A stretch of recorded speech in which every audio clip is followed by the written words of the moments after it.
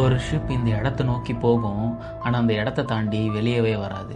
ரேடாரில் பார்த்தா ஒரு செகண்டுக்கு முன்னாடி நல்லா போயிட்டு இருந்த அந்த ஃப்ளைட் அடுத்த செகண்ட் எங்கே போச்சுன்னே தெரியாமல் மறைஞ்சு போயிடும். எஸ், அந்த இடத்துக்கு பேர் தான் பெர்முடா ட்ரையாங்கிள். சின்ன வயசுலேருந்து நம்ம எல்லாருமே கேள்விப்பட்டு ரொம்பவே பயந்துட்டு இருக்க அளவுக்கு மிஸ்ட்ரிகள் இருக்க இடம் இந்த பெர்முடா ட்ரையாங்கிள். இந்த இடத்துல தான் ஏலியன்ஸ் நிறைய பேர் இருக்காங்க, கடலுக்குள்ள மேக்னெட்டிக் பவர் இருக்குது அப்படின்னு நம்ம எல்லாருமே நம்பிட்டு இருந்த ஒரு டைம். உண்மை என்ன தெரியுமா? அங்கே ஏலியன்ஸும் இல்லை, பூதமும் இல்லை. ஆனால் அங்கே நடக்கிற ஆக்சிடென்ட்ஸ் எதுவும் பொய்யும் இல்லை. அங்கே போயிட்டு இருக்க கப்பல்களை இன்ஸ்டண்ட்டாக கடலுக்குள்ளே மூழ்கடிக்கிற மாதிரி ஏதோ ஒரு மிஸ்ட்ரி அங்கே நடந்துட்டு தான் இருக்குது. ஃப்ளைட் 19 போன பைலட்ஸ் எல்லாரும் ஒயிட் வாட்டர்னு கத்துனாங்க. அதை வச்சு பார்க்கும்போது அங்கே ஒரு டெட்லியான கெமிக்கல் ரியாக்ஷன் நடந்திருக்கலாம். பட் இந்த கேள்விக்கெல்லாம் பதில் கடலுக்கு அடியில் இல்லை, நம்ம வீட்டில் இருக்க கிச்சனில் தான் இருக்குது. எஸ், நம்ம வீட்டு கிச்சனில் சிம்பிளாக நடக்கிற ஒரு சயின்ஸ் தான் அங்கே பல கப்பல்களை கடலுக்குள்ளே போகிறதுக்கு காரணமாக இருந்திருக்கு. அது என்ன சயின்ஸ் அப்படின்னு இந்த வீடியோவில் டீகோட் பண்ணலாம். அதுக்கு முன்னாடி நம்ம சேனலை இன்னும் நீங்கள் சப்ஸ்கிரைப் பண்ணாமல் இருந்தீங்க அப்படின்னா சப்ஸ்கிரைப் பண்ணிக்கோங்க. மதன் கௌரி இப்போது ஹிஸ்ட்ரி, மிஸ்ட்ரி, த்ரில்லர்லாம் பேசலை அப்படின்னு நிறைய குரூப் கவலைப்பட்டுட்டு இருக்கீங்க. அவங்களுக்கு இந்த வீடியோ நல்ல தீனி போடும் அப்படின்னு நினைக்கிறேன். ஃபர்ஸ்ட் இந்த பயம் எப்போ ஸ்டார்ட் ஆச்சு அப்படின்னு பார்க்கலாம். Year 1945 December 5. வேர்ல்டு வார் 2 எல்லாம் முடிஞ்சு எல்லாம் பரபரப்பாக இருந்த காலகட்டம் அது. ஃப்ளைட் 19 அப்படின்னு சொல்லப்படுற 5 நேவி பாம்பர்ஸ் அவங்களோட ரெகுலர் ட்ரைனிங்காக ஃப்ளோரிடாவிலேருந்து கிளம்புது. இந்த ட்ரைனிங் குரூப்பை லீட் பண்ணுறது சார்ல்ஸ் ட்ரெய்லர். ரொம்பவே ஒரு எக்ஸ்பீரியன்ஸ்டான பைலட். வெதரும் ரொம்பவே நல்லா இருக்குது, ஃப்ளைட்ஸ்லேயும் எந்த கோளாறும் இல்லை. இவங்க எல்லாரும் கிளம்பி ட்ரைனிங் போனதுக்கு அப்புறமா சரியாக 3:45 மணிக்கு கண்ட்ரோல் டவருக்கு ஒரு வியர்டான மெசேஜ் வருது. டெய்லர் சொல்கிறாரு, cannot see the land, we are off course. அதாவது நிலம் எங்கே இருக்குன்னு எனக்கு தெரியல, நாங்கள் வழி மாறி போயிட்டோம்னு நினைக்கிறேன் அப்படின்னு. அதுக்கு கண்ட்ரோல் ட்ராவலில் இருக்கவங்க, நீங்கள் எங்கே இருக்கீங்கன்னு உங்களோட கோஆர்டினேட்ஸை கொடுக்க முடியுமா அப்படின்னு சொல்லி கேட்குறாங்க. அதுக்கு டெய்லர் என்ன பதில் சொன்னார் தெரியுமா? we don't know, everything is wrong, even the ocean looks strange, looks like white water. அதாவது எங்களுக்கு எதுவுமே புரியல, நாங்கள் எங்கே இருக்கோன்னே தெரியல, ஈவன் கடல் கூட ஒரு மாதிரி ரொம்ப வித்தியாசமாக தான் இருக்குது, தண்ணி வெள்ளை கலரில் இருக்குன்னு அவர் சொன்ன அந்த மெசேஜ் தான் அந்த 5 நேவி பாம்பர்ஸ் கிட்டேருந்து வந்த கடைசி மெசேஜ்.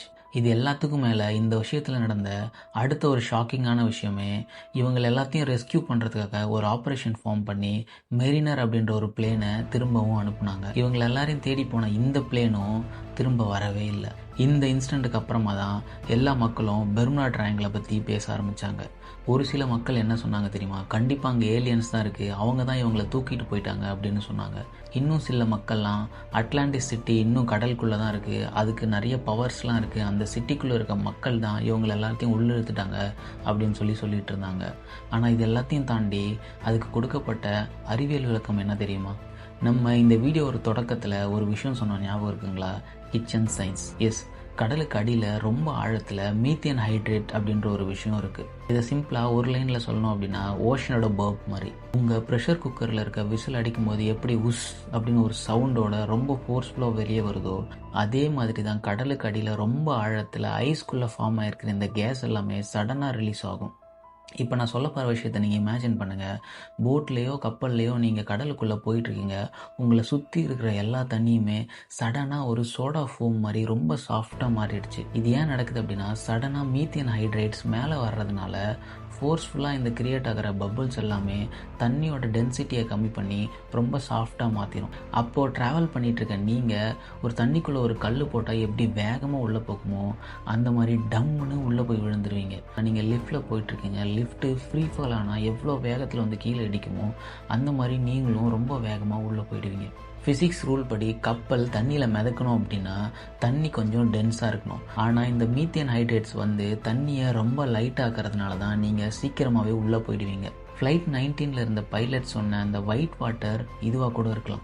ஓகே, இங்கே நடக்கிற எல்லா விஷயத்தையும் டீகோட் பண்ணியாச்சு அப்படின்னு சயின்டிஸ்ட் எல்லாம் நினச்சிட்டு இருக்கப்போ தான் இதில் இன்னொரு ப்ராப்ளம் கிரியேட் ஆக ஆரம்பிச்சிது. அதாவது கிட்டத்தட்ட கடந்த 20,000 வருஷமாக பெர்முடா ட்ரையாங்கிள் அப்படின்ற பிளேஸில் மீத்தேன் எரப்ஷன் ஆனதுக்கான எந்த ஒரு ஆதாரமும் இல்லை. அப்போ தான் இதுக்கு வேற என்ன ரீசனாக இருக்கலாம் அப்படின்னு இன்னும் கொஞ்சம் தேட ஆரம்பித்தாங்க. இங்கே தான் சயின்டிஸ்ட் இன்னொரு புதிய விஷயத்தை கண்டுபிடிக்கிறாங்க. அதுக்கு பேர் தான் ரோஜ் வேவ்ஸ். பெர்முடா ட்ரையாங்கிளோட ஜியாகிரஃபியை பார்த்தீங்க அப்படின்னா அது ஒரு ரொம்பவே யூனிக்கான பிளேஸ். நார்த் சைட்லேருந்து ரொம்பவே வேகமான ஒரு புயல் வரும், சவுத் சைட்லேருந்து ஹரிகேன்ஸ் வரும், அங்கே இருக்க கடல் அடையோட ஸ்ட்ரீமுமே ரொம்ப வேகமானது. இந்த 3 விஷயமும் இந்த யூனிக்கான பிளேஸில் ஒன்றா சேரும்போது நார்மலாக கடலில் 30 அடி அளவுக்கு அலை வரும் அப்படின்னா இந்த இடத்துல இந்த 3மே சேர்ந்து 100 அடி அளவுக்கு கூட அலையை உருவாக்கிடும். இதுக்கு பேர் தான் வால் ஆஃப் வாட்டர் அப்படின்னு சொல்கிறாங்க. ஸோ இது எல்லாத்தையும் யோசித்து சயின்டிஸ்ட் கடைசியாக என்ன சொல்கிறாங்க அப்படின்னா, இந்த ரோஜ் வேவ் அடிக்கும்போது கப்பலோட முன்பகுதியும் பின்பகுதியும் எப்பயுமே அலைகள்னால அடிச்சிட்ருக்கும். ஆனால் நடுப்பகுதியில் அலைகள் இருக்கவே இருக்காது. இப்படி 2 பக்கமும் லோடு அழுத்தி நடுவில் எந்த அலைகளும் இல்லாமல் இருக்கிறப்ப கப்பல் 2ஆக உடையிறதுக்கான வாய்ப்புகள் ரொம்பவே அதிகம். அதாவது டைட்டானிக்கில் பார்த்த மாதிரி கப்பல் நடுவில் உடஞ்சி உள்ளே இன்ஸ்டண்ட்டாக மூழ்கிடும். 100 அடி உயரத்தில் அலைகள் இருக்கும்போது எஸ்ஓஎஸ் சிக்னல் கூட போய் ரீச் ஆகுமா அப்படின்னு தெரியல. அங்கே இருக்க எல்லாருக்கும் ஒரு இன்ஸ்டன்ட்டு. ஸோ நடந்த இந்த 2 இன்ஸ்டன்ஸையும் வச்சு பார்க்கும்போது பெர்முடா ட்ரையாங்கிள் மிஸ்ட்ரிக்கான ரீசன் ஒன்று மீத்தேன் பபிள்ஸாக இருக்கலாம், இல்லாட்டி ரோஜ் வேவ்ஸாக இருக்கலாம். இப்போ தான் நம்ம வீடியோவோட கிளைமேக்ஸுக்கு வரோம். உண்மை என்ன அப்படின்னா, இன்ஃபேக்ட் இப்படி ஒரு மிஸ்ட்ரி ட்ரையாங்கிளே அங்கே இல்லை. என்ன ப்ரோ சொல்கிறீங்க அப்படின்னு கேட்டிங்கன்னா, இந்த இடத்துல போயிட்டு வர எல்லா கப்பலுக்கும் இன்சூரன்ஸ் போடுற கம்பெனி லண்டனில் இருக்குது. அப்படி இங்கே போயிட்டு வர எல்லா கப்பலுக்குமே மூழ்கிற வாய்ப்பு அதிகமாக இருக்குது அப்படின்னா அந்த கம்பெனி கண்டிப்பாக இன்சூரன்ஸ்க்கு அதிகமாக சார்ஜ் பண்ணுவாங்க. ஆனால் இங்கே போயிட்டு வர எந்த ஒரு கப்பலுக்குமே அந்த கம்பெனி எக்ஸ்ட்ரா ப்ரீமியம் சார்ஜ் பண்ணுறது இல்லை. இன்னும் சொல்லப்போனால் WWF வேர்ல்டு வைல்ட் லைஃப் ஃபண்டில் பண்ண ஸ்டடி மூலிமா என்ன சொல்கிறாங்க அப்படின்னா, உலகத்திலே இருக்கிற மோஸ்ட் டேஞ்சரஸான சீ ஏரியாஸில் இந்த பெர்முடா ட்ரையாங்கிள் ஒரு டாப் 10 லிஸ்ட்டில் கூட இல்லை. அப்போ ஃப்ளைட் 19லேருந்து அத்தனை கப்பல் வரைக்கும் எப்படி ப்ரோ அங்கே மூழ்கிச்சு அப்படின்னு கேட்டிங்கன்னா, அன்னைக்கு டெய்லருக்கு அவர் சொன்ன மாதிரி காம்பஸ் எதுவுமே ஃபெயில் ஆகலை. ஆனால் ஸ்டடியில் என்ன தெரிய வந்துச்சு அப்படின்னா, அவருக்கு ஸ்பேஷியல் டிஸ்ஓரியன்டேஷன் ஆயிருக்கு. அங்கே இருக்க வானமும் கடலும் ஒரே கலரில் தெரிஞ்சதுனால அவர் திசை மாறி போயிட்டார்.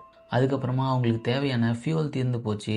இது ஒரு ஆக்சிடென்ட் தானே தவிர இது ஒரு மிஸ்ட்ரி எல்லாம் கிடையாது. நம்ம மனசு எப்போவுமே லாஜிக்கை விட மேஜிக்கை தான் ரொம்ப நம்பும், ரொம்பவும் எக்ஸைட் ஆகும். அந்த சைக்காலஜியை யூஸ் பண்ணி தான் சார்லஸ் பெர்லிட்ஸ் அப்படின்ற ஒரு ரைட்டர் 1974 இப்படியெல்லாம் கதையை எழுதி வச்சு நம்மளை எல்லாரையும் முட்டாளாக்கிட்டு போயிட்டார். ஸோ ஃபைனலாக பார்க்கும்போது பெர்முடா ட்ரையாங்கிள் கொஞ்சம் டேஞ்சரஸான இடம் தான். ஆனால் டெய்லி அங்கே போயிட்டு வர பல்லாயிரக்கணக்கான கப்பல்களை கம்பேர் பண்ணும்போது அங்கே இது வரைக்கும் ஹிஸ்டரியில் நடந்த ஆக்சிடென்ட்ஸ் ரொம்பவே கம்மி. ஜாகிரபிக்கலாக இவ்வளோ யூனிக்காக இருக்கிற இந்த ஒரு பிளேஸில் இவ்வளோ கம்மியான விபத்துகள் நடக்கிறது அப்படிங்கிறது ஒரு ஆச்சரியமான விஷயம். இன்னும் மனுஷங்க ரெகுலராக இந்த பயத்தை எல்லாத்தையும் தாண்டி அங்கே ட்ராவல் பண்ணிட்டு தான் இருக்காங்க. உங்களுக்கு அடுத்த வீடியோவில் எதை பற்றி டீகோட் பண்ணோம் அப்படின்னு சொல்லுங்கள். முடிஞ்சால் ட்ரை பண்ணலாம். இந்த வீடியோ பிடிச்சிருந்தது அப்படின்னா ஒரு லைக் பண்ணிவிட்டு சப்ஸ்கிரைப் பண்ணிவிடுங்க.